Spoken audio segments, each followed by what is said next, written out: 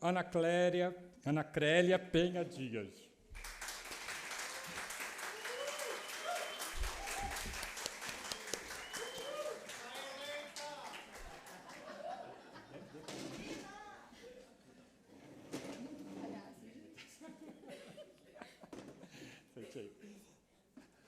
E também a Cristiane Brasileiro.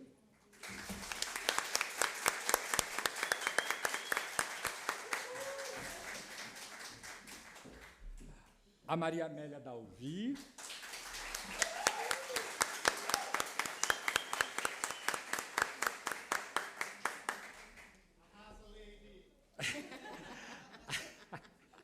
A nossa querida Maria Nazaré Mota de Lima.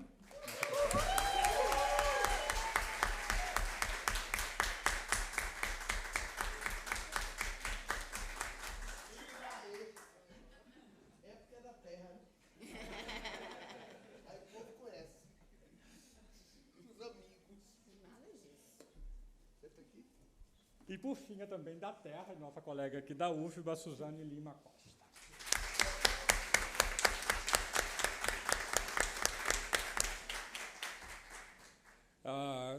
Como se observa, todos parecem conhecer todas as colegas, mas, como pode haver alguém que não as conheça, apresento muito rapidamente para a gente seguir nos trabalhos.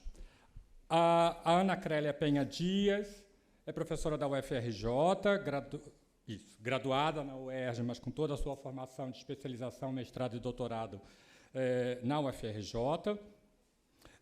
com 2 pós-doutorados pela Universidade de Tocantins e pela USP, e entre muitas publicações, que obviamente eu não vou detalhar aqui, eu queria ressaltar 2 livros, cujo nome é Ensino de Literatura, Poéticas e Teoria, de 2021, e Reflexões sobre a Sala de Aula, articulada a partir do Prof. Letras, que é o nosso campo de trabalho também, de 2020.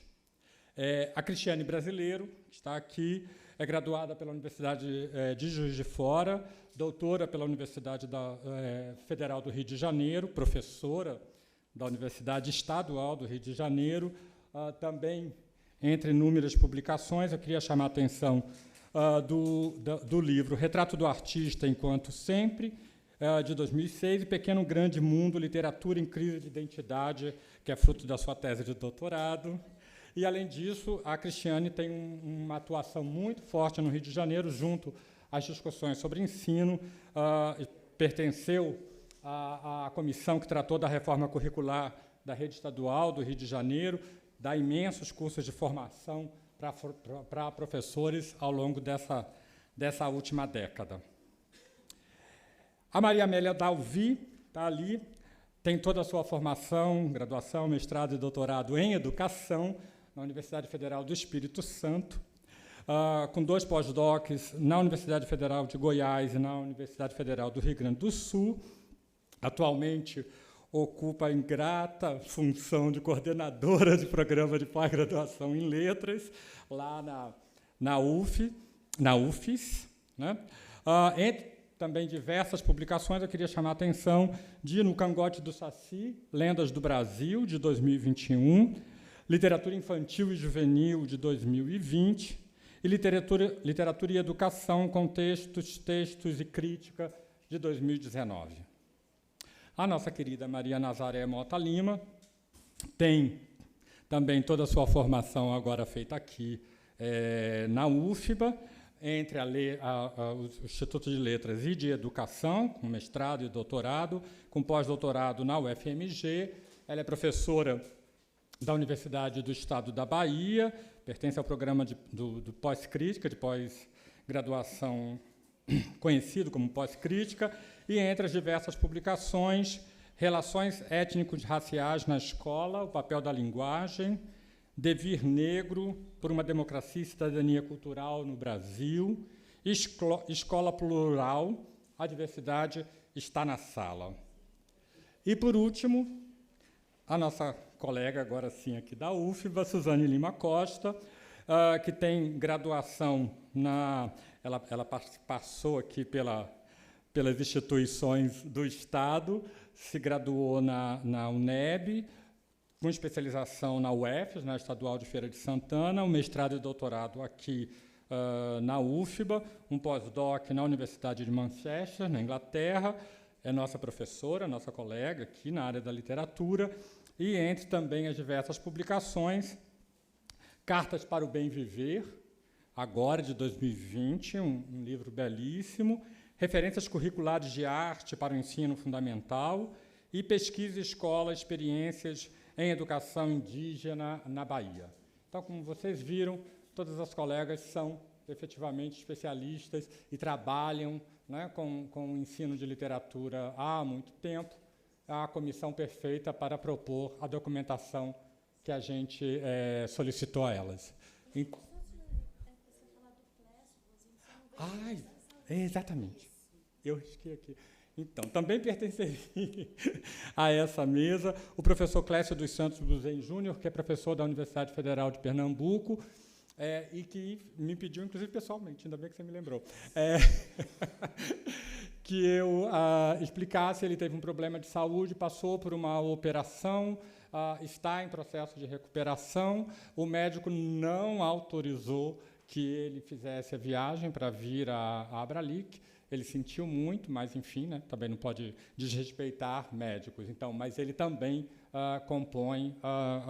comporia essa mesa e compôs a comissão. Para quem eu entrego a palavra agora? Quero agradecer muitíssimo ao convite. Como nós fizemos um documento único que será lido por nós todas, né? Então, as colegas não vão poder fazer o agradecimento, né, para não interromper a leitura. Então, agradeço em nome de nós todos, integrantes, inclusive nosso colega Clécio, cuja ausência está justificada.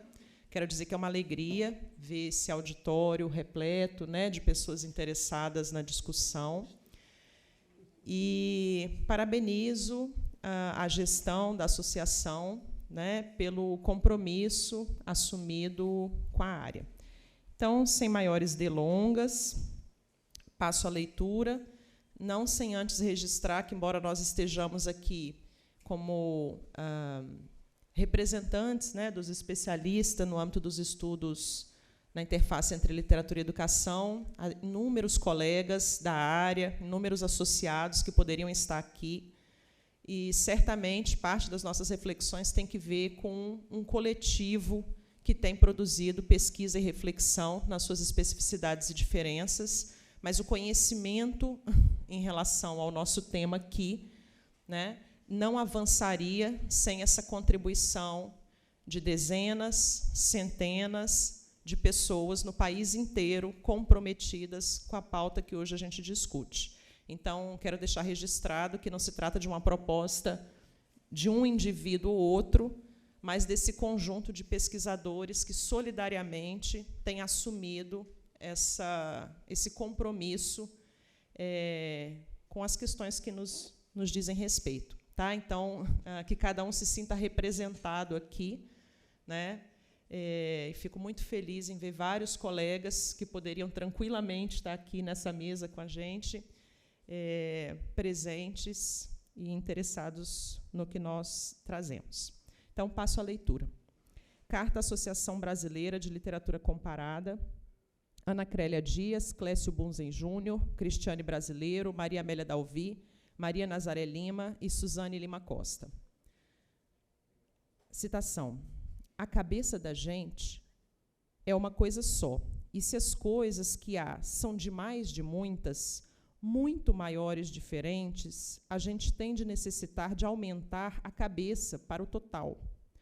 Todos os sucessores, o sentir fora da gente, o que produz os ventos. João Guimarães Rosa. Então, sobre o estabelecimento de um problema. A Associação Brasileira de Literatura Comparada, Abralic, com o intuito de, citação, discutir a atual situação do ensino de literatura no Brasil e elaborar propostas que visem ampliar a sua presença na educação básica e superior, fim de citação, convidou um grupo de professores de diferentes regiões, estados e instituições, no final de 2022, para constituir um primeiro documento que levantasse a questão neste congresso. Considerou, nesse sentido, que, citação, esta deve ser uma preocupação de todos os seus membros, né, os associados da Abralic, visto que a literatura vem ultimamente perdendo espaço nos documentos que regem os currículos e exames nacionais e no exercício da docência em todos os níveis. Fim de citação. Essa citação é da mensagem, convite, né, enviada inicialmente pela presidente da associação, a professora Raquel Lima. O diagnóstico assumido pela Abralic, de certa forma, não é novo. As orientações curriculares nacionais de 2006, portanto, quase 20 anos, né, já explicitavam textualmente que, citação, a leitura de literatura tem se tornado cada vez mais rarefeita no âmbito escolar, como bem observou Regina Zilberman, em publicação no ano de 2003, seja porque diluída em meio aos vários tipos de discurso ou de textos, seja porque tem sido substituída por resumos, compilações, etc. Fim de citação. A novidade surgida nesse intervalo de mais de uma década, no entanto, ao compararmos aquele documento oficial, as orientações de 2006, e o convite feito pela atual gestão da entidade, talvez esteja mais visível em dois traços. Primeiro traço, no fato de que nossa associação não está preocupada apenas com uma acelerada rarefação da leitura de literatura na sala de aula, mas especificamente com o ensino de literatura, aqui entendido como inseparável da leitura, mas não limitado a ela. Segundo, que a Abralic tenha entendido ainda que o problema já não se restringe ao âmbito escolar, em sentido estrito, mas que, de fato, atinge e implica um universo bem mais amplo, que engloba desde os primeiros anos da educação básica, passa pelas licenciaturas e atinge, inclusive, a pós-graduação. Assim, passaram a integrar o grupo de professores Ana Crélia Dias, da UFRJ, Clécio Bunzen Júnior, da UFPE, Cristiane Brasileiro, da UERJ, Maria Amélia Dalvi, da UFES, Maria Nazaré Lima, da UNEB e Suzane Lima Costa, da UFBA. A composição da comissão que elaborou o presente documento, portanto, congrega especialistas de diversas regiões e instituições e que são versados em teoria literária, literatura brasileira, literatura infantil e juvenil, literaturas indígenas, literaturas afro-brasileiras ou negro-brasileiras, educação literária, formação de professores, currículo e materiais didáticos. A iniciativa da Abralic, hoje a maior entidade da área de literatura no Brasil em número de associados e em termos de capilaridade, é deveras importante, e acreditamos mesmo que sinalize de forma inequívoca não só as dimensões do problema que estamos enfrentando, mas também uma disposição de enfrentá-lo de forma coletiva, consistente e articulada.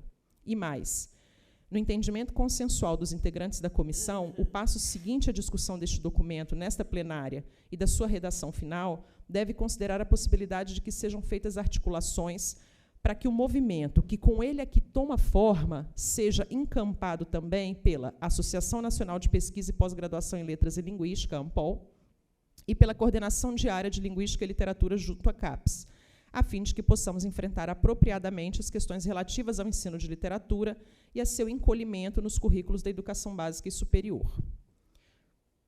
Está claro para nós que, neste momento histórico, só um movimento conjunto e coordenado seria capaz de dar conta dos objetivos para os quais fomos mobilizados e também do escopo de ação que deveria acompanhar esse esforço, a demandas informativas, diagnósticas, conceituais e políticas, na forma de políticas curriculares, políticas de avaliação, etc., todas elas atravessadas pela necessidade de pesquisa e formação continuada, que rebatem, todas elas, em disputas concernentes a financiamento. Não se produz conhecimento sem dinheiro, né, minha gente? Entendemos, portanto, que vários pontos sensíveis relacionados ao problema com que lidamos não podem ser tratados apenas no âmbito da ação individual, e sequer apenas pela própria Abralic isoladamente, pois concernem a questões mais amplas e complexas que extrapolam as concepções, os desejos e as práticas dos sujeitos que, eventualmente, adiram à causa. Os elementos que constituem o problema em torno do qual nos reunimos, afinal, concernem a um projeto de sociedade. Nesse contexto, as eventuais querelas teóricas, as disputas metodológicas e por espaços de poder esbarram em uma realidade objetiva incontornável, que é o fato de que o saber e a experiência literária participam de sistemas amplos, nos quais as condições de existência determinam quem tem ou não tempo livre, abertura e formação para produzir, traduzir, editar, publicar, ler, criticar, discutir, pensar e mediar literatura. Por isso é consensual entre nós que discutir qual o lugar da literatura nas escolas e nas universidades não pode acontecer apartadamente de se discutir as condições desiguais de acesso, formação e fruição literária. Numa sociedade como a brasileira, na qual aproximadamente 100 milhões de pessoas vivem em insegurança alimentar, na qual o acesso a esgoto e saneamento básico e a trabalho em condições de salubridade é uma espécie de privilégio, uma sociedade na qual o analfabetismo ainda é muito mais alto entre a população camponesa e das periferias urbanas, e na qual as questões de gênero, raça, etnia, regionalidade, pessoas com deficiência e LGBTQIAPN+, produzem desigualdades perversas, tratar da atual crise do ensino de literatura como se ele acontecesse abstratamente, apartado de tais questões, torna-se cada vez mais insustentável.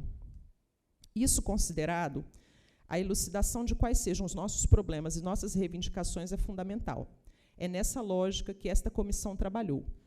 Produzir um documento com capacidade de pôr os associados da entidade para dialogar sobre o assunto, com vistas a, negociando o ponto de vista, chegar a certo consenso mínimo que nos permita partir em direção ao movimento seguinte de uma luta organizada e coesa.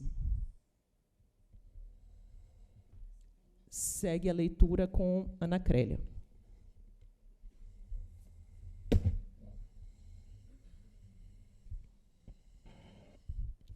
Histórico e diagnóstico.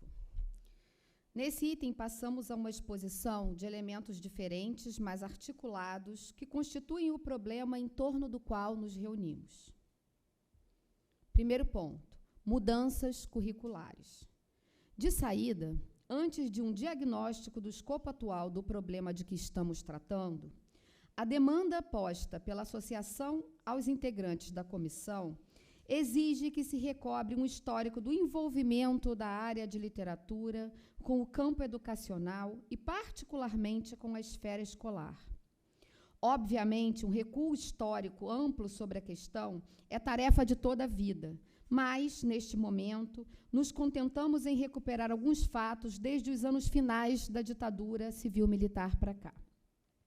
Se a partir da segunda metade dos anos 70, com ápice nos anos 90, houve uma intensa produção acadêmico-científica sobre a literatura infantil e juvenil e seu rebatimento nas formações de leitores, na mediação de leitura e no ensino de literatura na escola, dos anos 90 em diante, a área de literatura parece ter posto de escanteio a reflexão própria, nascida dos estudos literários sobre ensino de literatura, de modo que as propostas consignadas nos documentos oficiais, nas políticas públicas, nos currículos e nos exames em larga escala parecem tributárias de reflexões nascidas principalmente de contribuições provenientes das pesquisas de linguística e linguística aplicada, notadamente a partir de teorias do texto e do discurso, bem como da pragmática, com espraiamentos para campos como a pedagogia,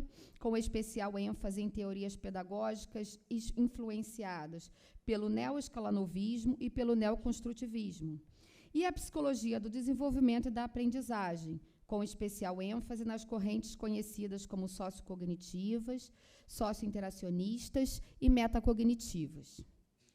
Isso, certamente, tem que ver também com o fato de que a área de linguística, programaticamente, atenta a uma demanda social premente naquele momento histórico de redemocratização, abriu-se para repensar o ensino de língua à luz do avanço da pesquisa científica concernente ao seu objeto precípuo.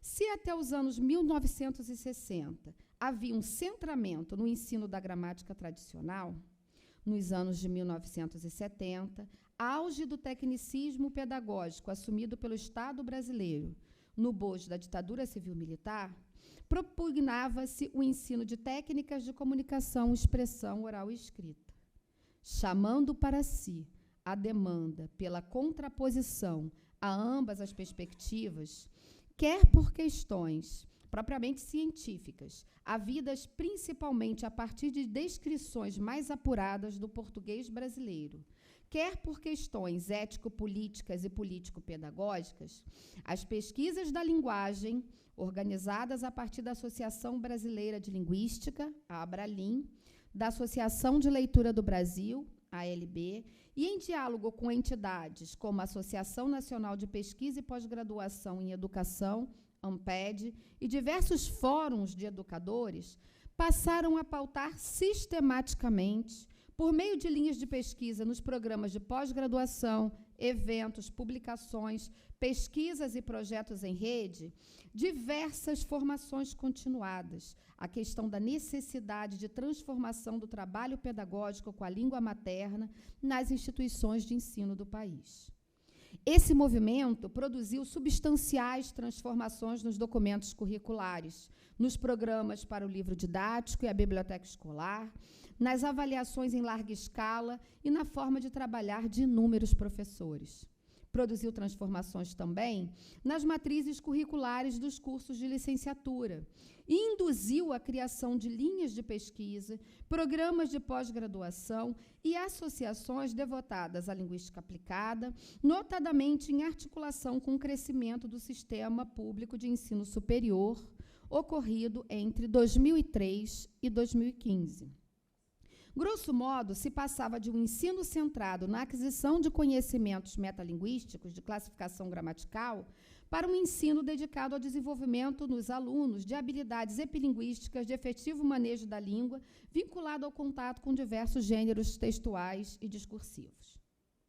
Cumpre notar, no entanto, que a área de literatura naquela quadratura histórica não realizou movimentação análoga, no sentido de ocupar os espaços no bojo das políticas públicas.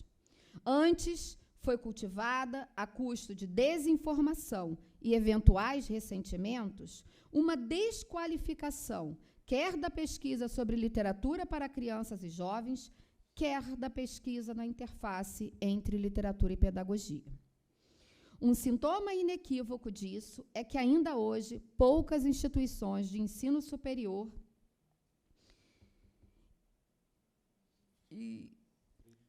das instituições públicas, ao abrirem concursos públicos para a seleção de pessoal docente, incluem tópicos referentes à literatura infantil juvenil e ao ensino de literatura no programa. Assim, não é difícil entender a força com que elaborações oriundas dessa movimentação das ciências da linguagem, da pedagogia e da psicologia chegaram e permanecem nas propostas dos documentos oficiais, sem a presença de mesma proporção e força em relação à área de literatura.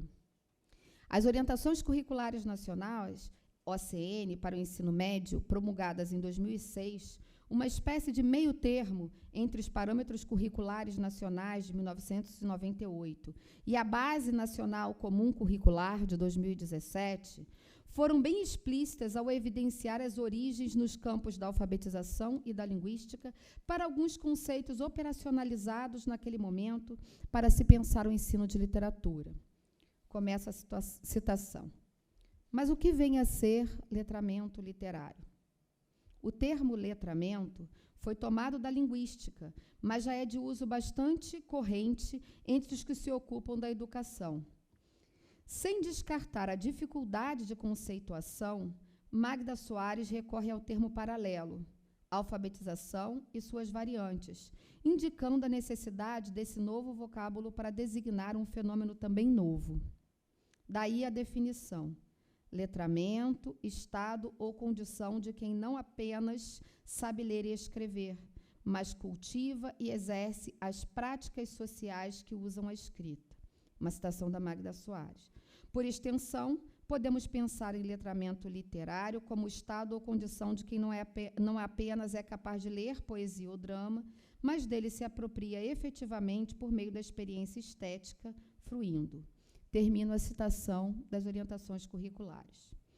Trata-se, é bem da verdade, de contribuições importantes que permitem questionar perspectivas tradicionalistas em relação ao ensino de literatura, mas que, pela natureza de seu objeto de principal interesse, podem deixar escapar elementos fundamentais ao debate, que poderiam ser iluminados pelos estudos literários. Se não se nega que tenham tido algo a dizer, por outro lado, não se pode supor que tenham dito tudo o que é possível e necessário a respeito do tema que ora nos mobiliza. Ainda a título de exemplificação, bastante objetiva nesse desequilíbrio entre as áreas que deveriam se ver representadas nas diretrizes curriculares do MEC, vejamos. Os parâmetros curriculares nacionais de língua portuguesa, promulgados em 1998 para o terceiro e quarto ciclos do ensino fundamental, traziam 295 ocorrências da palavra língua-linguagem, 110 de gênero, 95 de linguística, 50 de gramática, 32 de discurso, apenas 8 de literatura. Para dimensionar o lugar conferido à área, talvez seja útil saber que é exatamente a mesma quantidade de ocorrências da expressão variação linguística, um conceito dentro do vasto campo dos estudos da linguagem. É nesse documento que surge explicitamente pela primeira vez a adoção oficial da perspectiva teórica do letramento, com 4 ocorrências, até então sem nenhuma ocorrência adjetivada como letramento literário, tal como visto nas OCN supracitadas. Fica patente, portanto, na leitura desse documento, que a literatura e a educação literária não pareciam ali ter força bastante para se legitimar como saber e como conteúdo de ensino nesse segmento e nível escolar. E se os estudantes não recebem uma boa base formativa em literatura nos finais do ensino fundamental, como esperar que cheguem ao ensino médio faça sentido para eles estudar clássicos literários muito recuados no tempo, com uma linguagem e uma sensibilidade muito distantes do adolescente e do jovem contemporâneo. E faço aqui uma pausa para dizer, como esperar que no curso de letras ele seja leitor especializado antes de ser leitor. Os mesmos PCN, mas agora para o ensino médio, promulgados em 2000, traziam 104 ocorrências de língua-linguagem, 30 de gramática, 28 de linguística, 24 de discurso, 24 de literatura, 11 de gênero. Como se vê, então, a literatura aparecia menos invisibilizada no documento do ensino médio que no documento dedicado ao ensino fundamental. É aqui, no entanto, que aparece e se fixa explicitamente a proposta de integração entre as disciplinas escolares de língua portuguesa e literatura, sob uma justificativa aparentemente bastante lógica, que era a superação da divisão promovida pela Lei de Diretrizes e Bases da Educação na ditadura, a Lei 5692 de 1971.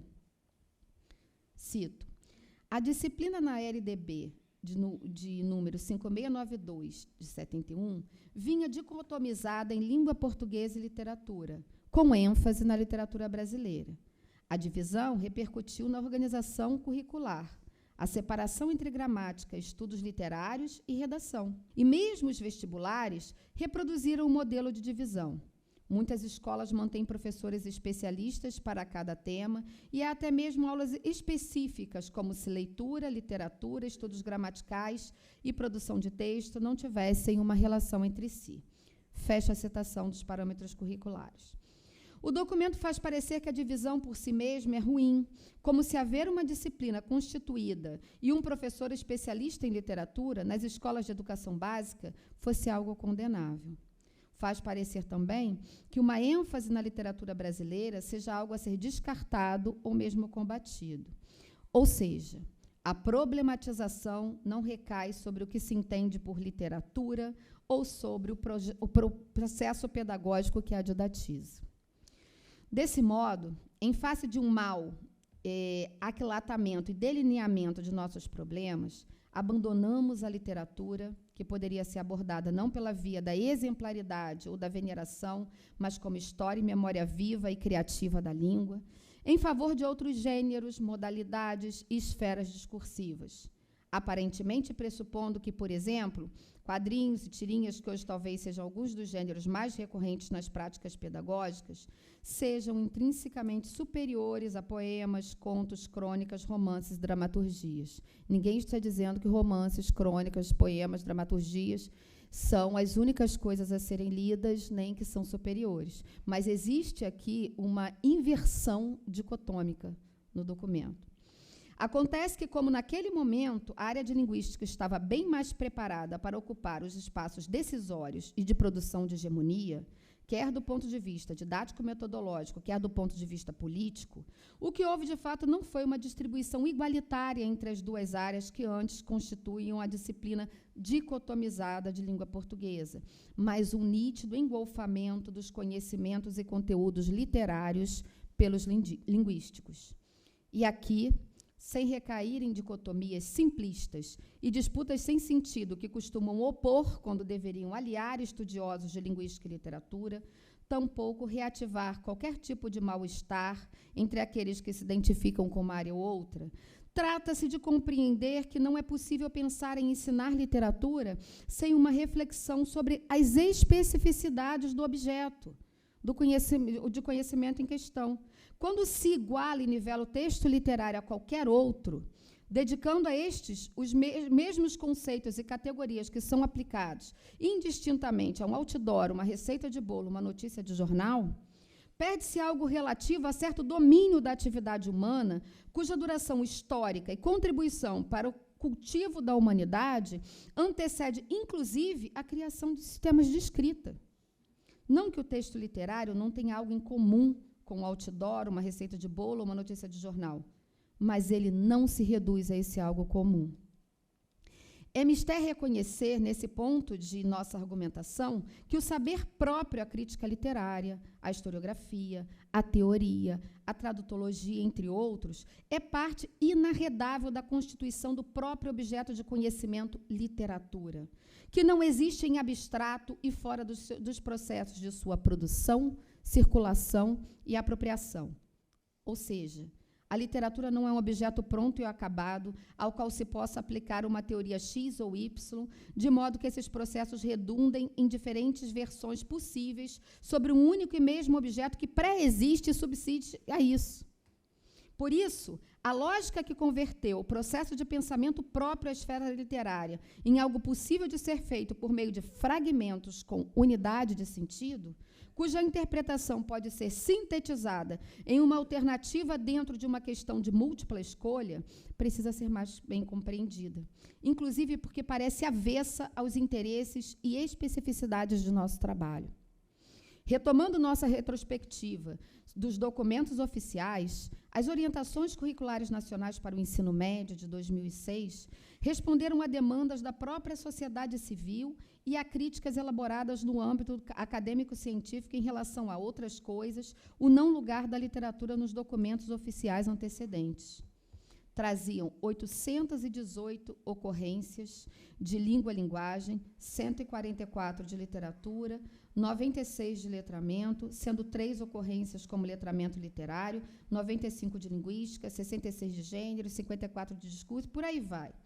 Já nas diretrizes nacionais, curriculares nacionais para a educação básica de 2013, é possível notar uma nova retração. Das 200 ocorrências de língua e linguagem, 61 de gênero, 36 de linguística, 24 de literatura, 16 de discurso, 8 de letramento e 4 de gramática. Assim, sem que deslumbres quantitativistas, essa movimentação vocabular contribui para que a gente perceba, a cada novo documento, quais eram as preocupações centrais das políticas públicas e dos assessores, consultores, elaboradores e redatores. Embora, portanto, entre os PCNs de 1998 e a Base Nacional Comum Curricular de 2017, haja um longo tempo decorrido, se repetirmos a busca pelos mesmos parâmetros, encontraremos nos documentos, nem vou repetir os números, mas uma falta de paridade muito grande. Fica muito claro, portanto, que a presença da literatura nesses documentos, que, afinal, sobredeterminam toda a organização do ensino de língua portuguesa na escola básica, se apresenta agora ainda mais acanhada do que as diretrizes de 2013 e muito mais encolhida do que nas OCNs de 2006. Evidentemente, os dados quantitativos isoladamente não são suficientes para redimensionar a importância de um ou outro conhecimento, nem ainda para confirmar um desprestígio e encolhimento em relação ao saber literário nos documentos oficiais dos anos de 1990 ao presente. Mas são, sem dúvida, entre outros indícios a serem levados em conta. Encerrando esse ciclo de levantamentos quantitativos de ocorrências, que parecem conter indícios significativos, note-se ainda que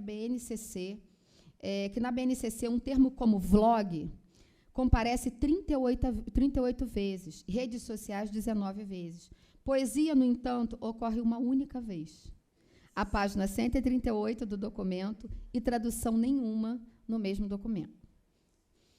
Segundo ponto, pós-graduação, ausências, trilhas, tendências. Diante desse panorama de patente encolhimento do ensino de literatura na escola básica, devemos, então, começar a nos perguntar quais seriam as causas desse fenômeno. Dentre uma gama de respostas possíveis e que ainda demandam mais pesquisa, um ponto parece bastante claro. É sabido que a pós-graduação é uma indutora de movimentos renovadores no âmbito da graduação e, portanto, da formação de professores, com rebatimentos na esfera da educação escolar. A título de exemplificação dessa relação e desse impacto, vale a pena prestarmos atenção a alguns dados básicos. No Brasil, as linhas de pesquisa dos programas de pós-graduação em literatura estão majoritariamente voltadas para o estudo da tradução, da história ou da teoria literária, para os estudos comparados, críticos e culturais ou para as escritas criativas. E, embora haja um crescendo na atuação dada ao ensino de literatura, induzido tanto pela criação dos mestrados profissionais, quanto pela valorização por parte da CAPES, da parceria entre ensino superior, pós-graduação e graduação e educação básica, poucos são os programas com linhas de pesquisa dedicadas exclusivamente ou privilegiadamente a esse assunto.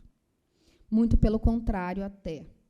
Os 158 programas dados coletados da plataforma Sucupira referentes ao período 2013 e 2017. De pós-graduação ofertam hoje, considerando a área de avaliação linguística e literatura, 695 linhas de pesquisa, das quais apenas 17 são dedicadas aos estudos de literatura e ensino. Essas 17 linhas são ofertadas por 15 programas de pós-graduação presentes em 9 estados, com destaque para o Rio Grande do Sul, que concentra 5 dos 14 programas.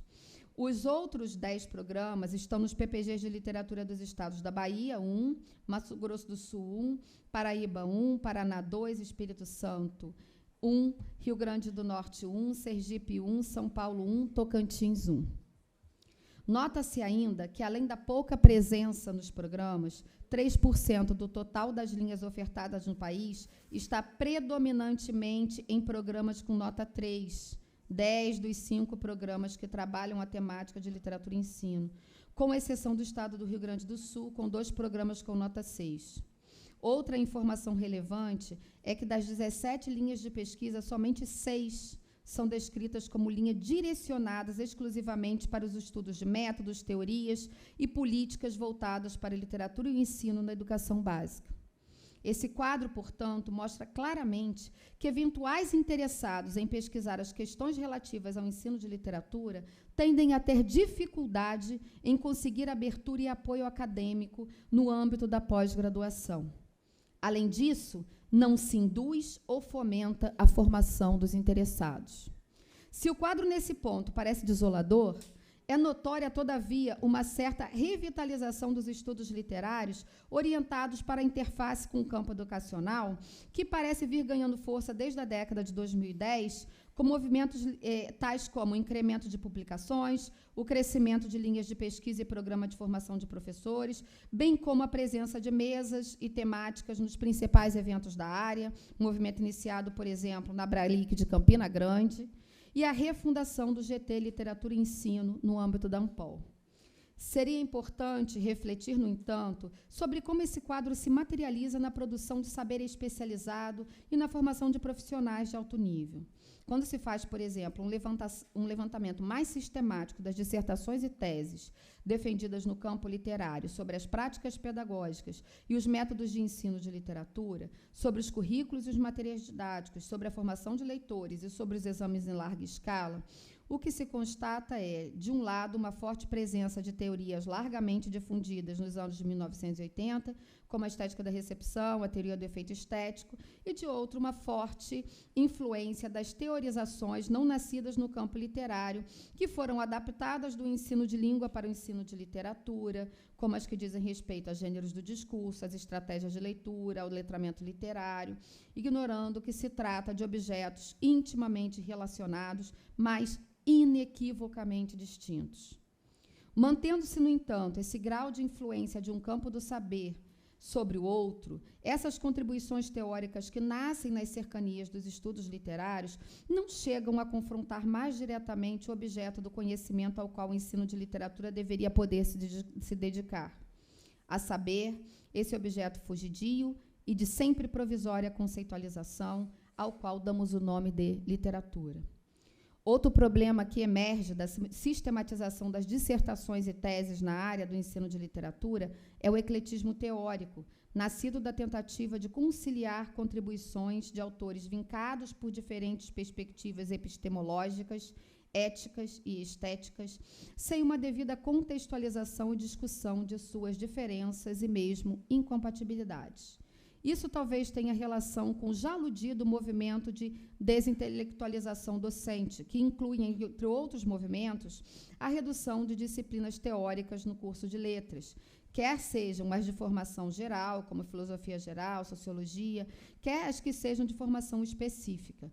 Quase todas as reformas curriculares dos cursos de licenciatura terminaram por reduzir carga horária, retirando, fundindo ou reorganizando as disciplinas de literatura. Devemos lembrar ainda que, no momento atual, os cursos de licenciatura em letras estão, mais uma vez, em processo de revisão curricular.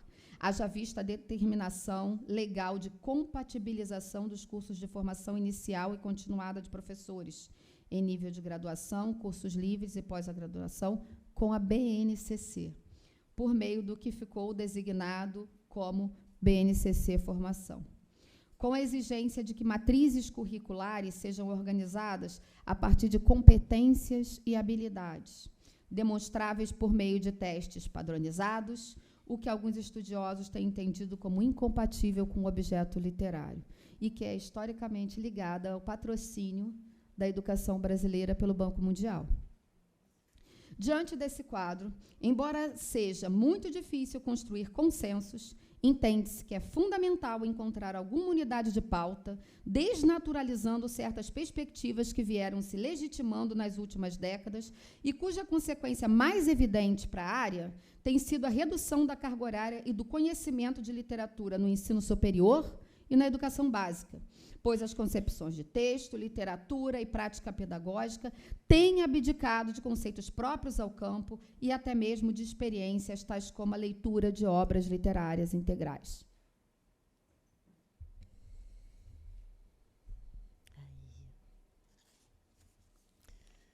Muito bem, vou começar a ler, então, a parte referente aos materiais didáticos. Materiais didáticos, presenças e tensões.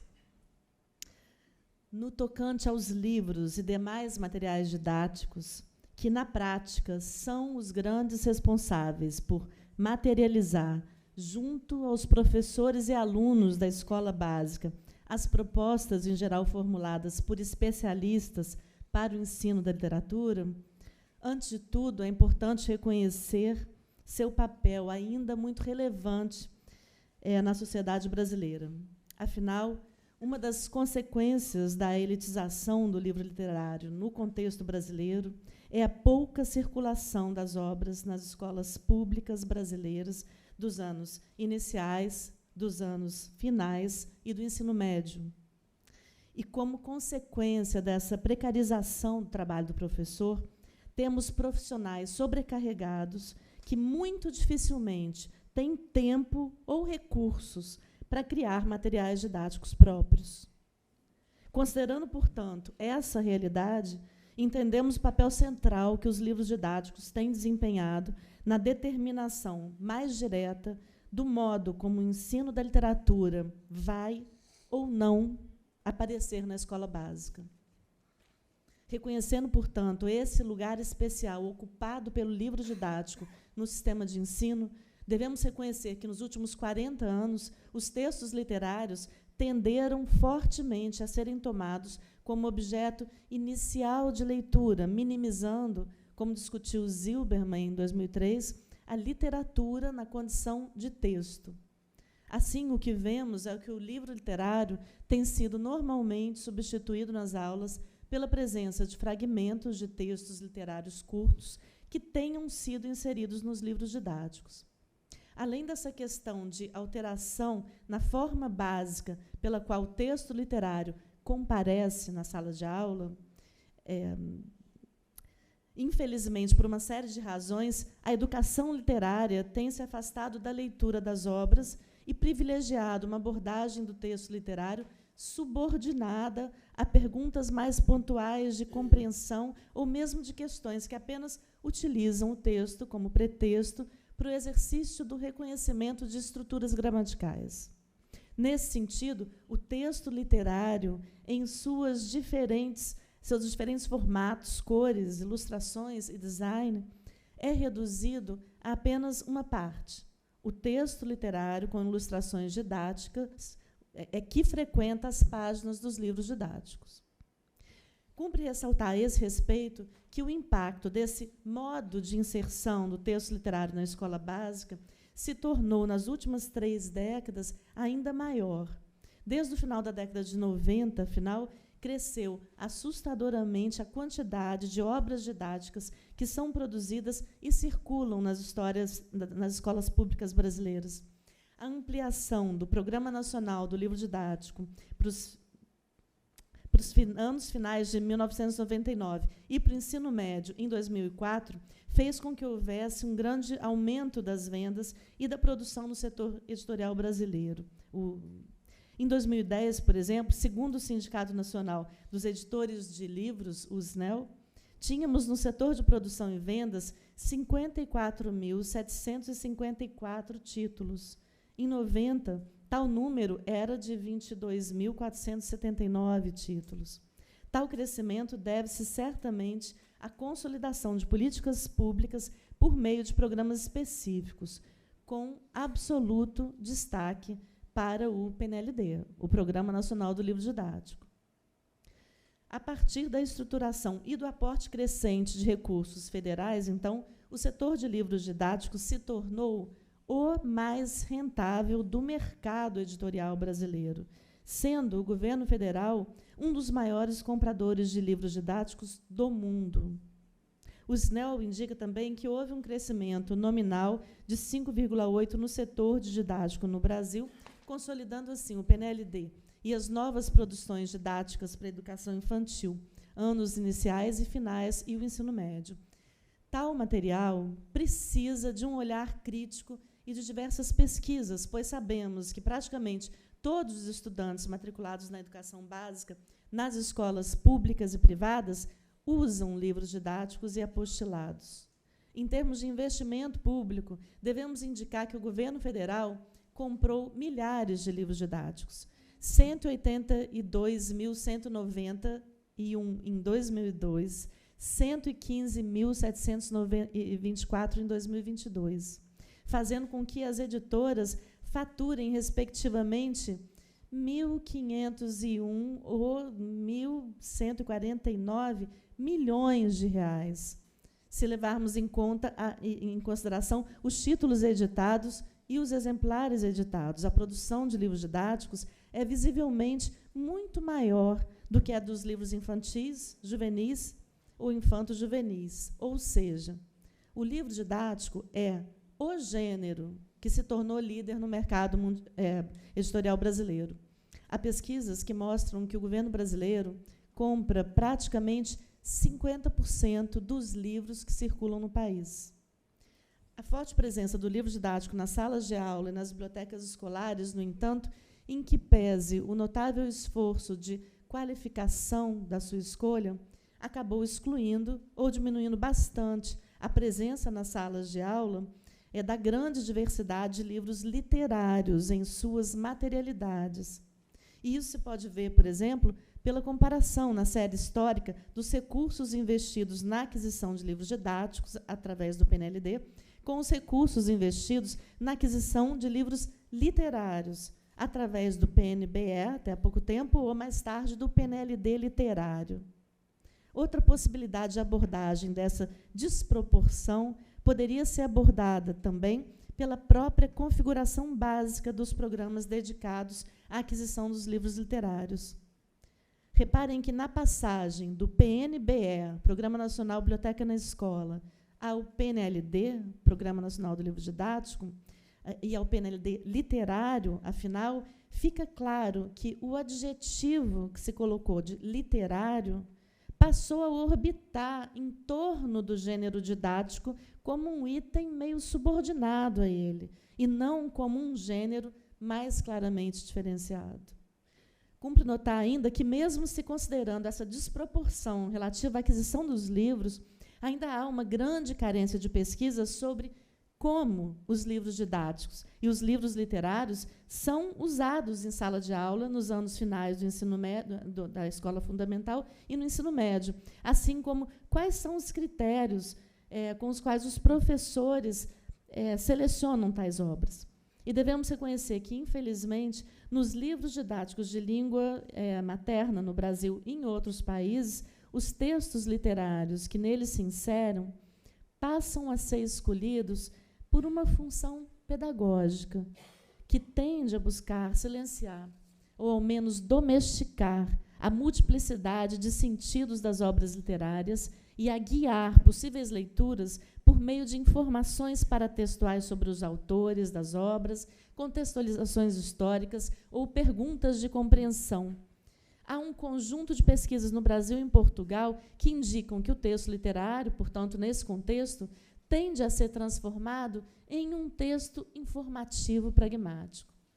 Muitas vezes, o foco do trabalho com texto literário no livro didático, então, é visto apenas como uma breve contribuição para a formação social dos jovens, sem uma preocupação maior com a formação de leitores e leitoras de obras literárias.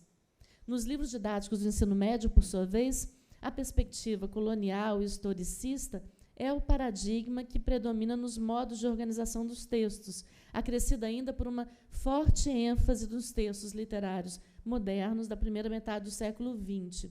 E isso em função do padrão de seleção feito pelo Enem. Para além dos problemas já apontados, diferentes pesquisas sincrônicas e diacrônicas ainda mostram problemas importantes na curadoria dos textos literários que compõem os livros didáticos, com ausências crônicas das literaturas indígenas, africanas, negro-brasileiras e da própria América Latina, além de um desequilíbrio notável entre os textos produzidos por homens e mulheres. Em termos da distribuição geográfica, é necessário notar que a produção de livros didáticos se concentra no eixo São Paulo-Paraná, e que isso tem se ligado a uma falta de representação de autores contemporâneos de diversas regiões do Brasil, e especialmente do Centro-Oeste e do Norte. Além disso, vale ressaltar que as obras didáticas brasileiras priorizaram durante muito tempo uma organização cronológica em estilos históricos que tendia a colocar em primeiro plano a história da literatura e não o trabalho com obras singulares e particulares de cada período histórico, provocando um efeito ainda mais acentuado de homogeneização da produção literária que chegava às mãos dos estudantes. Por fim, vale salientar que as mudanças propostas pelos editais das últimas edições do PNLD envolvem ainda uma interpretação da BNCC e da reforma do ensino médio, provocando uma diminuição ainda mais acentuada do espaço dos textos literários nas obras didáticas. Nos últimos 3 anos, portanto, houve a produção de livros didáticos muito mais voltados para projetos interdisciplinares ou que borrassem as fronteiras das antigas disciplinas, que passaram a constituir, então, a área de linguagens e suas tecnologias. Ambos precisam ser objetos de pesquisa sobre escolhas, usos e propostas didáticas, pois mostram-se bastante frágeis do ponto de vista da didática da literatura e da possibilidade de ampliação das práticas de leitura e produção do texto literário no ensino médio. Nota-se, no entanto, uma maior abertura para as literaturas contemporâneas, indígenas e negro-brasileiras nesses livros didáticos, embora se mantenha o ensino da literatura mais ou menos subordinado ao ensino da língua.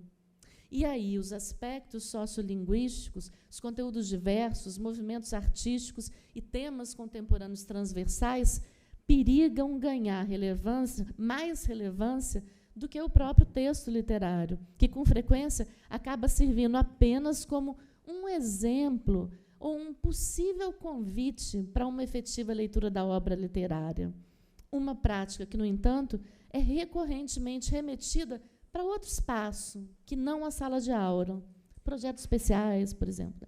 Em suma, observa-se nos livros didáticos, em geral, uma concepção pragmática e utilitária da literatura, com atividades didáticas na ótica das metodologias ativas ou dos multiletramentos.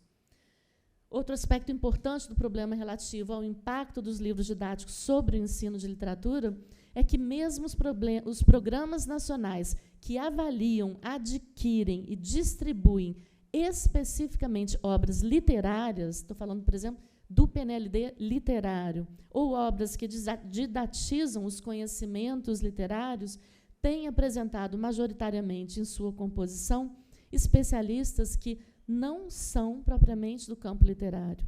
E a composição dos especialistas encarregados de avaliar os livros didáticos de língua portuguesa, que, teoricamente, também deveriam conter uma abordagem consistente da leitura literária, é, naturalmente, ainda mais desequilibrada. As questões que devemos responder, então, são também essas. Como os especialistas em literatura se posicionarão diante desse quadro?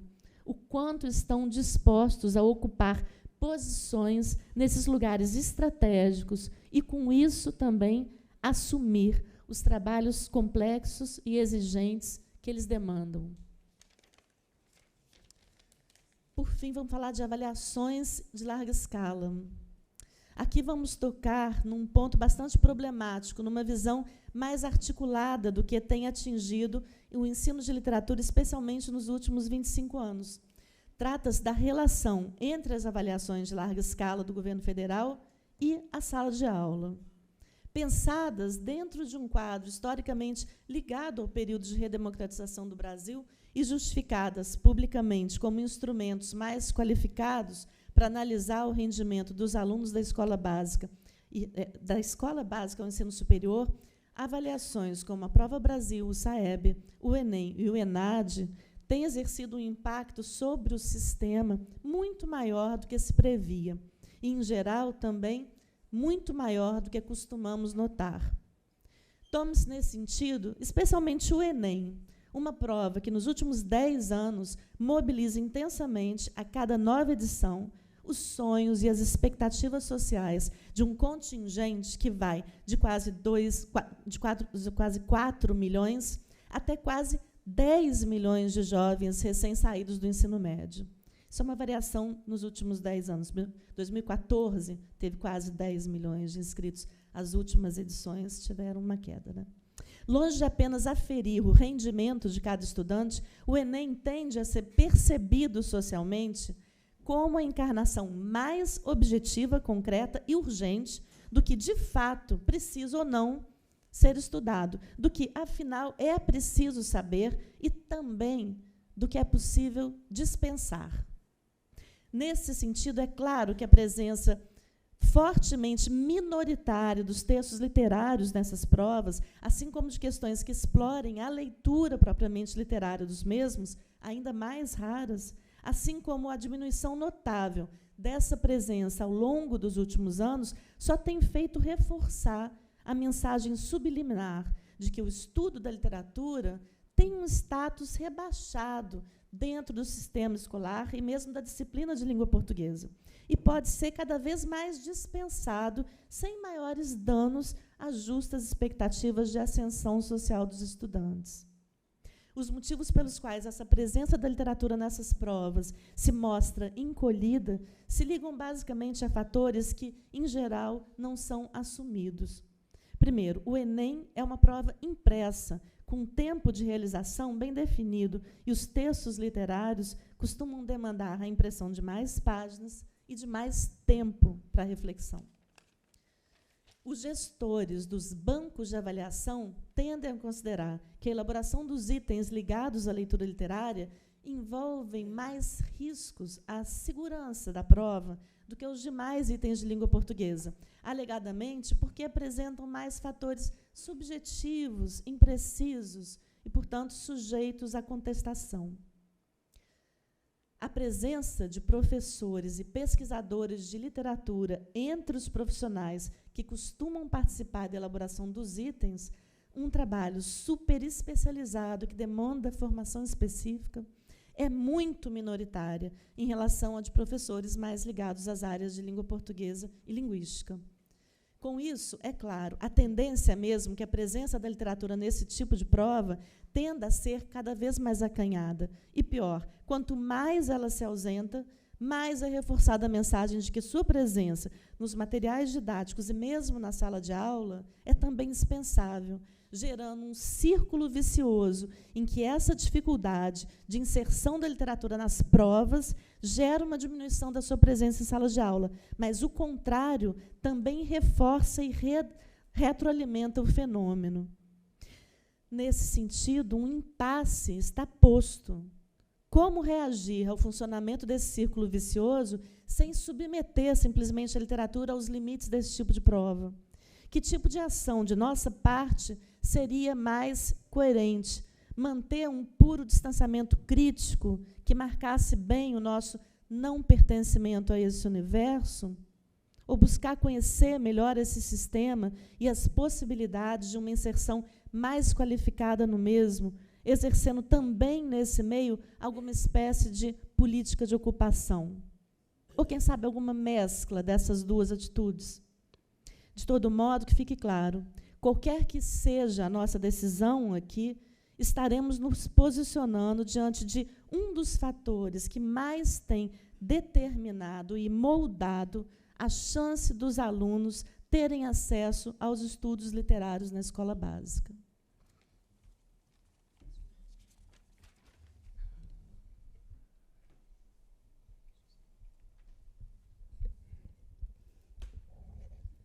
Vamos às pautas e propostas de ação.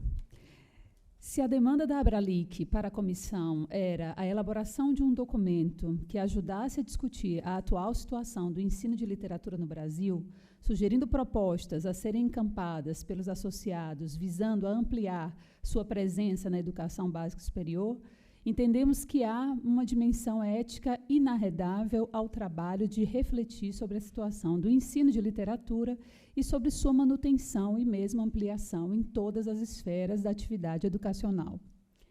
Essa demanda, com certeza, exige ações de diversas ordens num plano articulado em diversas esferas e com períodos sucessivos de implementação, revisão crítica e reorientação.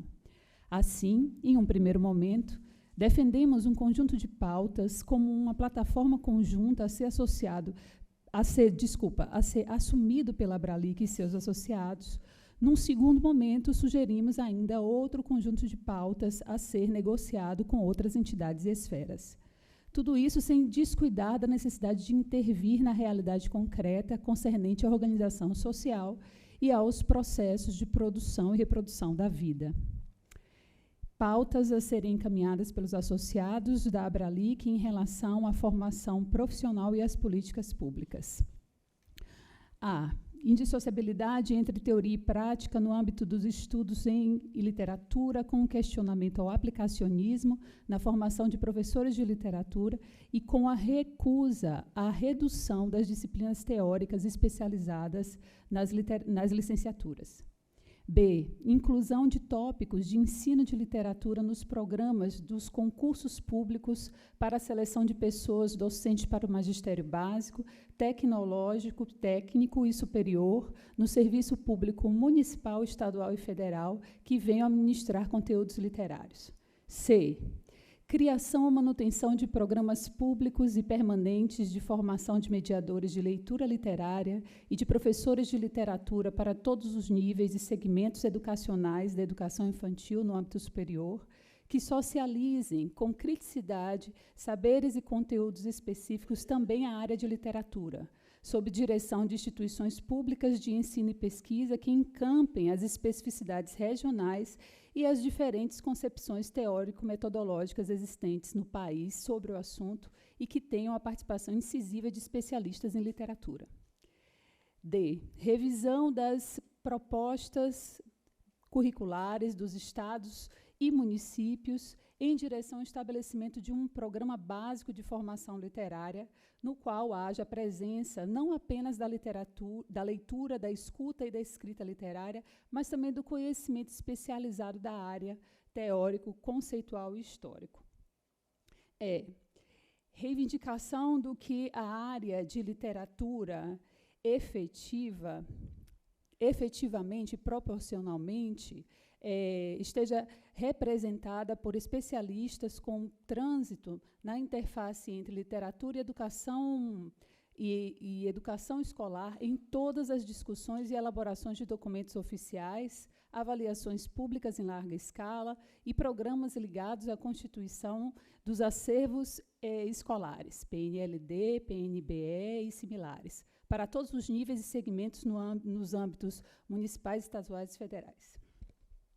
F. Proporcionalidade entre áreas de língua, literatura e educação nas disciplinas que constituem a formação de professores nas licenciaturas em letras. Financiamentos de pesquisa e metodologias do ensino da literatura, educação literária e ensino de literatura, notadamente com recortes de classe, gênero, raça, etnia, regionalidade, pessoas com deficiência e LGBTQIAPN+. Presença e valorização das literaturas afro-brasileiras, negro-brasileiras, indígenas, das literaturas regionais no processo de formação de professores de educação infantil, da educação infantil ao ensino superior, assegurando disciplinas obrigatórias nos cursos de formação docente inicial de professores. E induzir, a partir da CAPES, a criação de linhas de pesquisa em todos os programas de pós-graduação acadêmicos na área de literatura, dedicados à questão do ensino de literatura. J. Ampliar fortalecer ampliação e fortalecimento da área de literatura no mestrado profissional em letras, profiletras, com proporcionalidade entre componentes curriculares e a oferta de vagas de orientação. E aí vamos às pautas a serem assumidas como papel da Abralic em diálogo com a Ampol e com a representação da área na CAPES. Realização de eventos amplos com condições de participação dos profissionais de educação básica para discussão qualificada sobre os impactos da adoção oficial de uma teoria pedagógica, pedagogia das competências, para toda a educação básica e superior e sua compatibilidade ou não com o saber próprio ao âmbito literário. Campanhas nacionais para a realização de concurso público para bibliotecário escolar em todas as escolas do país com mais de 100 alunos.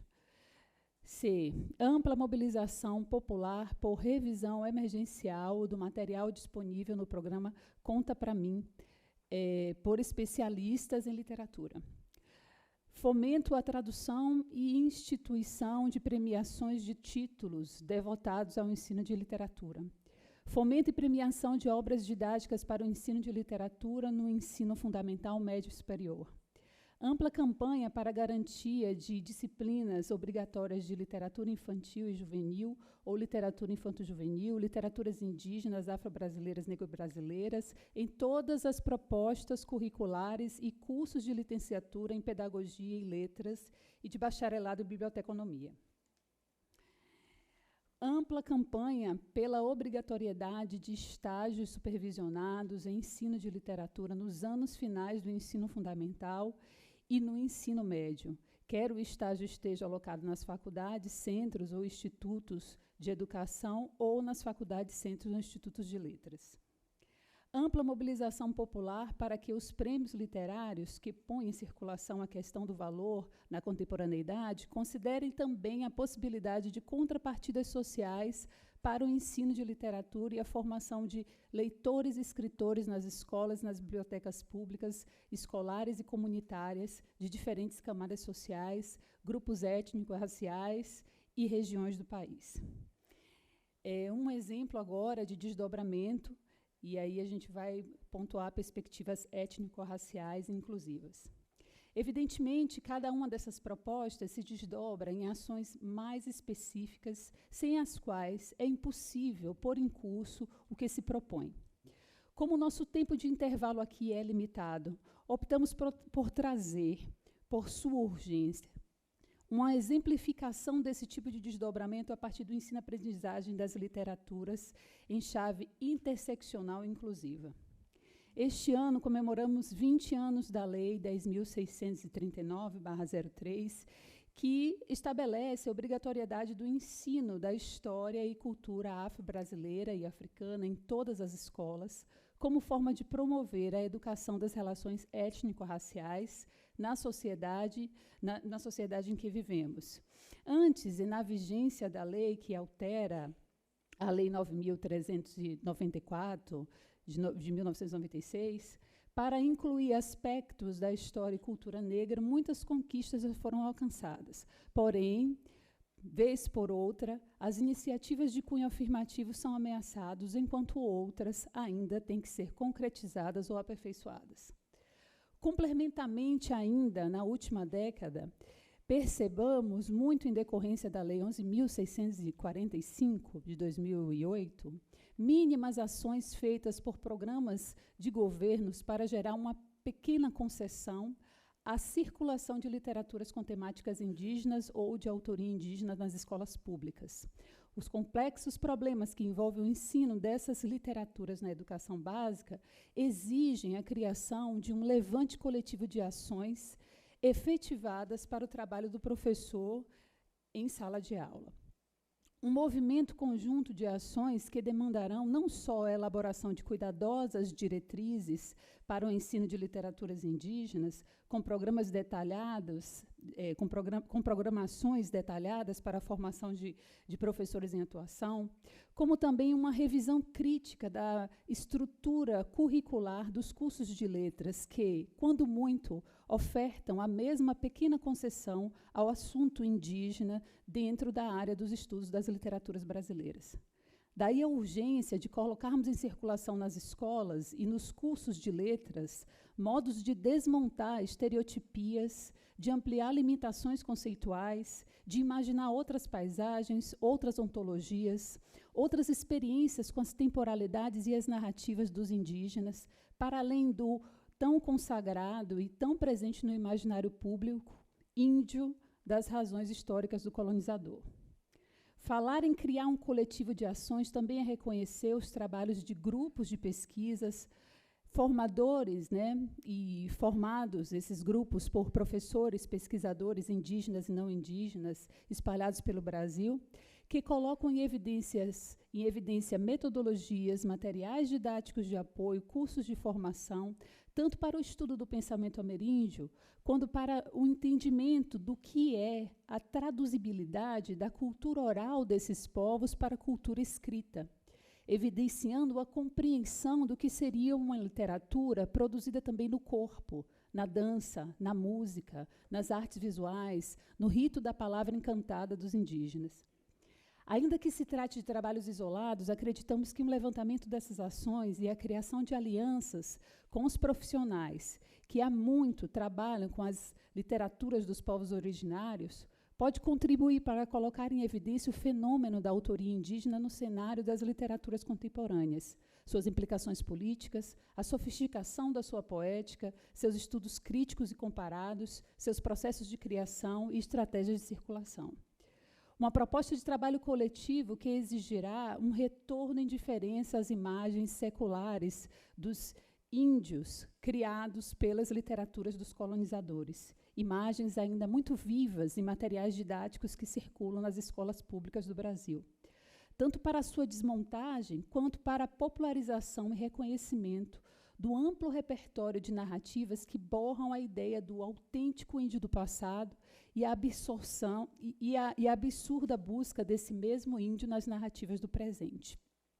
E aí eu passo agora a palavra para a NASA. Finalizar, né? Que a gente está precisando, né?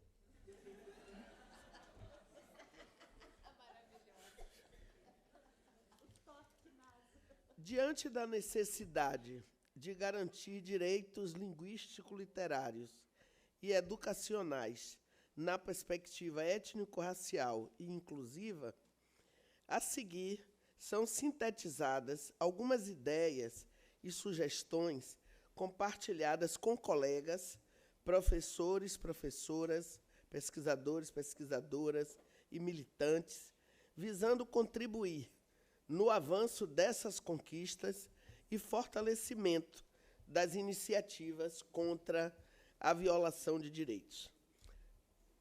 São as seguintes as propostas. Criar, no âmbito das associações de área e do Comitê de Avaliação da CAPES, um grupo de trabalho formado por professores, professoras indígenas e não indígenas, afro-brasileiros, feminino, negro-brasileiros e não afro-brasileiros ou negros brasileiros, pessoas com deficiência e pessoas consideradas sem deficiência, feministas e não feministas, LGBTQIAPN+, e pessoas não LGBTQIAPN+, para o estudo crítico e a produção de diretrizes e metodologias para o ensino de literaturas, que contemplem desde a autoria, a temática e a abordagem de estudo, tais especificidades nas escolas e nos cursos e programas de formação inicial e formação continuada de profissionais de educação, educação básica e educação superior, valorizando a criação de linhas e grupos de pesquisa devotados a tal demanda.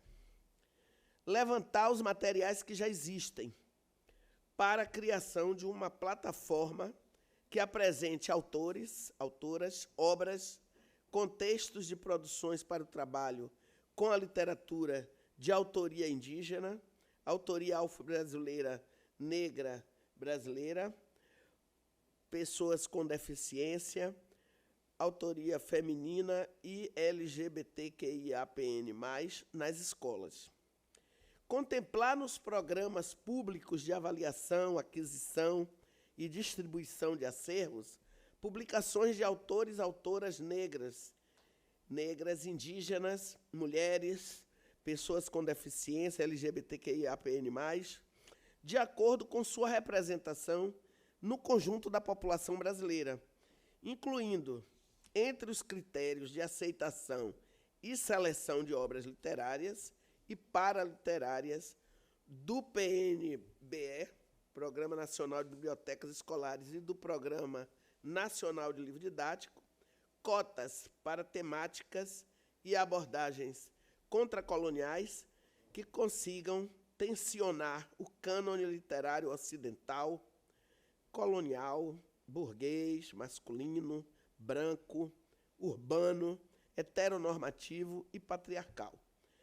Ampliar a representação de obras e autores, autoras afro-brasileiros, brasileiras, indígenas, mulheres, pessoas com deficiência, LGBTQIAPN+, e de diversas regiões do país, nas provas, atividades pedagógicas, concursos e processos seletivos em geral, especialmente para acesso ao ensino superior, ingresso em carreiras docentes, cursos de formação de professores, professoras e outros, de modo a atingir equidade e proporcionalidade. Reconhecer a contribuição literária de mestras e mestres das diversas tradições culturais do país. Lideranças indígenas, quilombolas, mestres e mestras de capoeira, veiculando conhecimentos de diversos segmentos culturais e das culturas tradicionais em geral. Incluir nas bibliografias obrigatórias nas escolas e nas universidades, graduação e pós-graduação, de formação de profissionais de educação, da biblioteca e da produção cultural, materiais orais e narrativas contra-hegemônicas, ficcionais e não ficcionais, como textos literários dignos de análise e interpretação. Produzir um programa de ações em parceria com os escritores e escritoras indígenas, afro-brasileiros, brasileiras e negro-brasileiros, brasileiras, pessoas com deficiência, feministas e LGBTQIAPN+, para a circulação das suas literaturas nas escolas públicas, bibliotecas públicas, pontos de leitura, feiras do livro, festas literárias espalhadas pelo Brasil e principais veículos culturais e artísticos do país. Em apresentações orais, garantir a tradução em libras e, nos textos escritos, a tradução em braille, para possibilitar a inclusão de pessoas surdas e cegas nos eventos e na leitura de textos. Incluir produções de rappers, MCs, grafiteiros, grafiteiras, DJs e breakdances, cordelistas, repentistas, xamãs e outros, trazidos no mesmo patamar dos linguístico-literários hegemônicos para a fruição, ensino e aprendizagens nas escolas e demais espaços educativos. Não terminou ainda, não. Pensei que tinha terminado. Obrigado. Bom, então, finalizando, lembrando que esse texto é uma produção coletiva, embora a gente tenha feito a leitura em partes aqui, não quer dizer que cada um de... Gente, isso aqui não é a quinta série, né? Que cada um fez uma parte do trabalho, não. A gente escreveu tudo o tempo todo juntos. Então, vamos lá, né? Considerações finais. Acreditamos que estamos tendo a chance aqui de discussão e planejamento conjunto de ações articuladas que, se de fato assumidas pelos membros dessa associação, podem representar um marco inédito no sentido de atualização da área em relação à atual crise do ensino de literatura e de efetiva luta coletiva para a reafirmação de sua relevância de todo o sistema educacional. E aí eu vou pedir licença aos colegas para fazer uma inserção de própria lavra aqui, para dizer o seguinte: a gente tem que parar com essa história de dizer ensino de literatura, isso aí é com a Ana Crélia, isso aí é com Cristiane, isso aqui é com Nazaré. Não, tem que ser uma pauta coletiva da área, né? Também entendemos que a análise que apresentamos aqui representou um esforço de inclusão de uma gama de variáveis que não costumamos ver reunidas numa mesma abordagem propositiva. Aqui buscamos reunir e interrelacionar questões aparentemente tão diversas como a crítica e superação da BNCC e da reforma do ensino médio, que eu prefiro chamar de contra-reforma do ensino médio, a concepção de literatura, do papel da literatura e do livro/obra literária no PNLD literário, a estrutura dos estágios e das emendas das disciplinas de formação de professores das licenciaturas, as linhas de pesquisa na pós-graduação, as avaliações em larga escala. Para isso, foi preciso trocar ideias e experiências com uma intensidade exigente, nos dispormos ao diálogo e à negociação, alargarmos, de fato, a nossa perspectiva inicial. Mas esse foi só um primeiro passo em direção a outros tantos que exigirão de nós disciplina e dedicação aguerrida. Considerando que, no Brasil, a escola certamente continua representando o espaço de maior e melhor chance de se ter contato com a literatura através de uma mediação qualificada, assegurando a apropriação de um saber coletivamente produzido, mas privativamente distribuído, todo esforço que fizermos nesse sentido se dirige efetivamente, e não só através da mera repetição esvaziada de rituais mumificados de afirmação de prestígio, à defesa daquilo que Antônio Cândido chamou de um direito humano inalienável. Dentre os múltiplos espaços por onde a literatura circula, afinal, é na escola que os jovens ainda podem ter a chance de um contato menos superficial com o corpus literário constituído ao longo da nossa história e selecionado por critérios outros que não devem se subordinar à lógica dominante no mercado ou na tradição. Num país ainda tão marcado por abismos sociais dramáticos como o Brasil, reivindicar que a população possa contar com o nosso apoio e acompanhamento profissional para usufruir de um bem simbólico, afinal tão caro a nós como a literatura, parece o mínimo que podemos fazer no sentido de reunir esforços para a reconstrução do país e para a constituição e alargamento dos espaços comuns de convivência. Muito obrigada.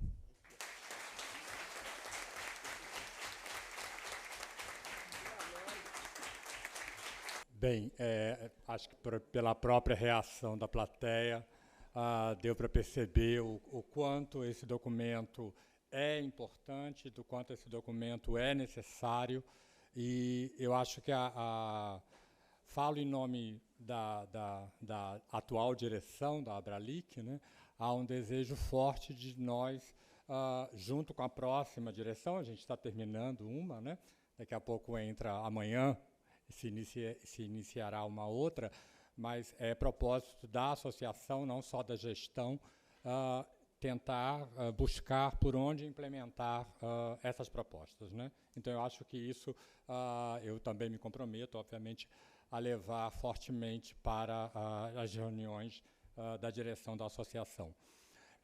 Como nós temos sempre tempos limitados, né? Já viram que eu sou um propugnador dessa limitação de tempo, eu queria sugerir uma dinâmica que é abrir um pouco as perguntas, os comentários, numa rodada de 3 ou 4 observações, e aí a gente responde e vê se pode continuar. Está todo mundo também já com fome, né? E a gente tem simpósio à tarde, enfim. Então, abro a... E Maria Amélia tem voo. Então, abro para algumas questões. Tá, então vamos com calma. Vou pedir só então que a pessoa se levante, se apresente rapidamente com o nome e pergunte.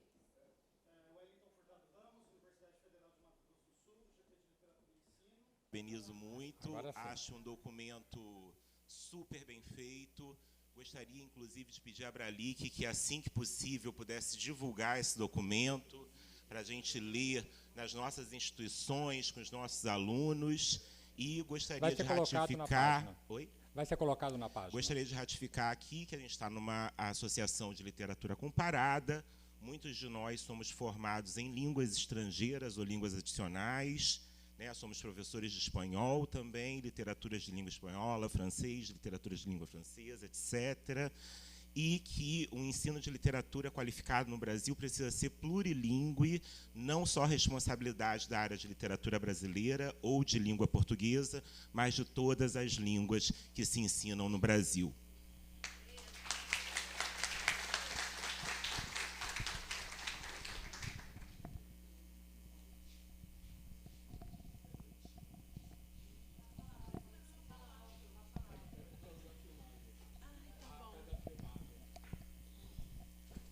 Olá, meu nome é Maurício, eu sou professora aqui da UFBA, e vocês estão de parabéns com a preocupação e com o foco que criaram neste documento, mas eu senti falta de ampliar a discussão sobre literatura surda e as suas especificidades, assim como o ensino em todos os níveis.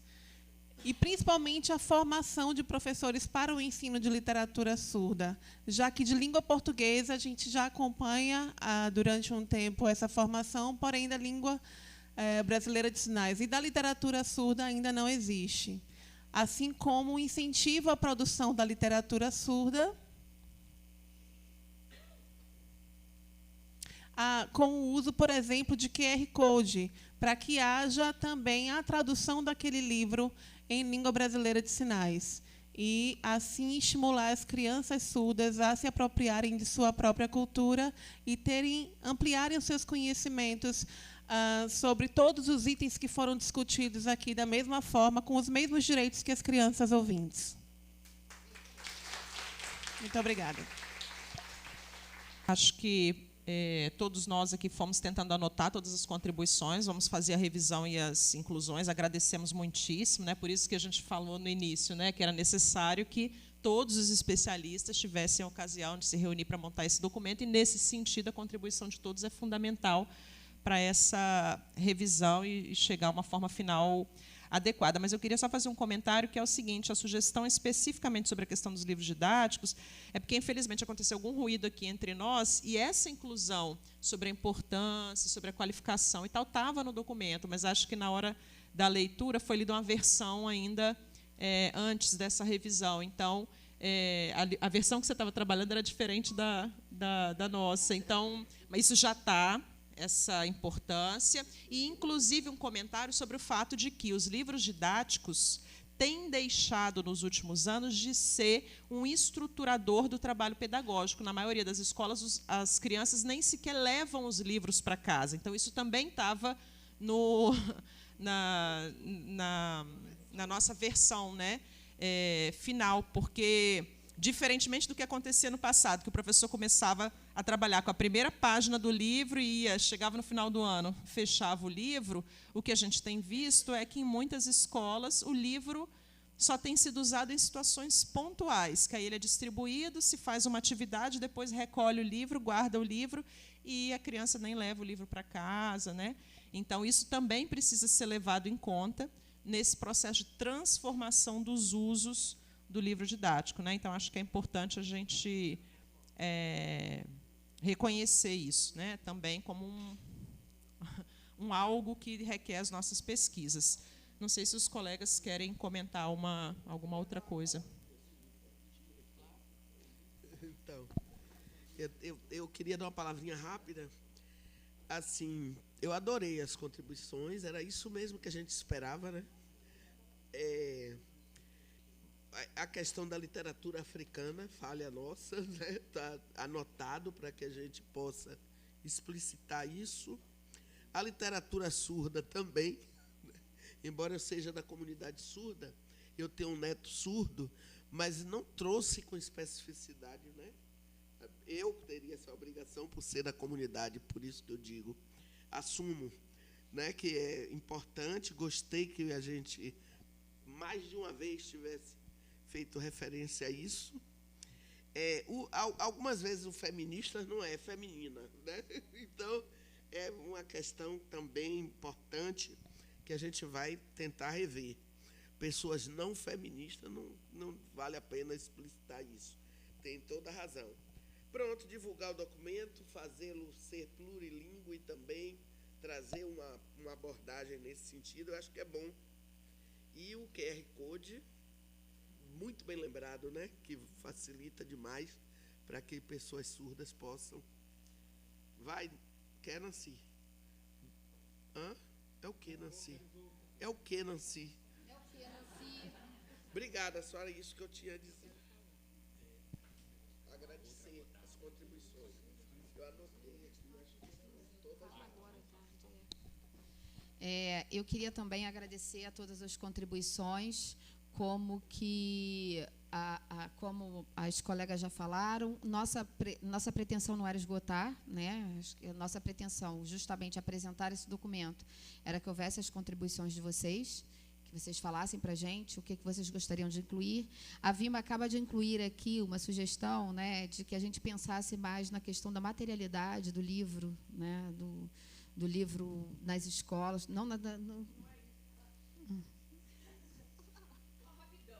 Tá. Não, das maiores especificidades. Desculpa, eu que li errado. Trechozinho em que se enfatizasse o caráter artístico do texto literário. Sim. E o papel e a função da arte na nossa vida. Sim. Né? Na vida de todos nós. E aproveitando esse gancho, já que eu falei de materialidade da obra literária é uma coisa que muito me interessa, eu acho que uma coisa que a gente pode pensar também é o quanto, na hora da compra do livro literário pelo governo, o objeto livro perde muito a qualidade da sua materialidade, para ele custar aquele tanto que é necessário para o pregão do governo. E uma outra questão também é a ausência de autonomia docente nesse processo todo, né? Porque o livro vai para a escola como uma lista de resenhas e não como livro materialmente para o professor selecionar as obras. Ele vai como uma lista de resenhas para que os professores possam escolher as suas obras. Eu acho que isso tudo vai acrescentando na medida em que a gente conversa, né, com o que a gente pensa. Eu interpretei uma coisa e foi ótimo. Então, eu queria dizer para vocês que, como disse a Maria Amélia no início, essas coisas não são da Ana Crélia, da Maria Amélia, do GT Literatura e Ensino, né, da Cristiane, da NASA maravilhosa, da Suzane. Esse problema é nosso, né? Esse problema é da área dos estudos literários. Né? Esse problema é um problema grave da área que a gente está com dificuldade de enfrentar há muito tempo. Essa alienação dos estudos literários é que tem levado a isso. E aí, quando o aluno chega com dificuldade de leitura lá na graduação, o colega não entende por que ele tem dificuldade de leitura, exatamente porque ele não é capaz de entender o que significa a sociedade brasileira e o acesso à leitura e o acesso a esses programas todos, né? O não acesso, às vezes, as dificuldades de compreender a importância do que significa ler literatura, né? O nosso curso já deixou de ser um curso para a classe média há muito tempo. Né? A gente precisa entender isso. Por outro lado, eu venho enfatizar uma coisa muito importante. Ele não representa a ascensão social para a classe média, mas ele representa a ascensão social para os pobres.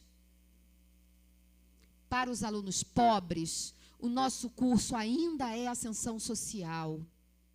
É a diferença entre ele ir para um trabalho braçal, né, extremamente desqualificado nesse país e desvalorizado, e ir para uma sala de aula ensinar e ser alguém que vai trabalhar com o intelecto, que vai trabalhar com a formação humana, né, com a construção do pensamento. Isso é muito diferente. Nós ainda temos uma realidade de alunos que chegam à universidade como os primeiros das famílias a ingressar no curso superior. E nós não podemos nos esquecer disso. Né? Então, as políticas públicas, elas têm ajudado muito, mas elas ainda não esgotaram esse fosso social. Elas ainda não esgotaram esse fosso social. E fingir que vamos continuar sendo beletristas para 2, 3 apenas, né? Dizer que damos as melhores aulas com uma ementa de 30 anos, repetindo aquela ementa há 30 anos, sem nos preocuparmos com o aluno que ingressa na universidade hoje, com as suas especificidades, com as suas lacunas de formação, com os seus itinerários completamente acidentados de leitores, é uma grande hipocrisia e uma falta de compromisso social. Né? Então, isso eu gostaria de frisar aqui, que é muito bonito falar de direito à literatura do Cândido e de humanização. Quero ver lutar por isso na sua forma.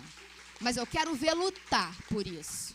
Né? Eu quero que a gente aprenda a lutar. Ana Crélia é chata, a Luísa fica de mal com a Ana Crélia, mas a Ana Crélia ama a Luísa. Mas eu vou continuar sendo chata. Tá? Desculpa, gente. É isso que eu tenho para oferecer. Como bem me definiu o meu GT, eu sou a mãe suburbana. Aquela que agrega, mas cobre de porrada também, quando é necessário. Né? Obrigada, gente.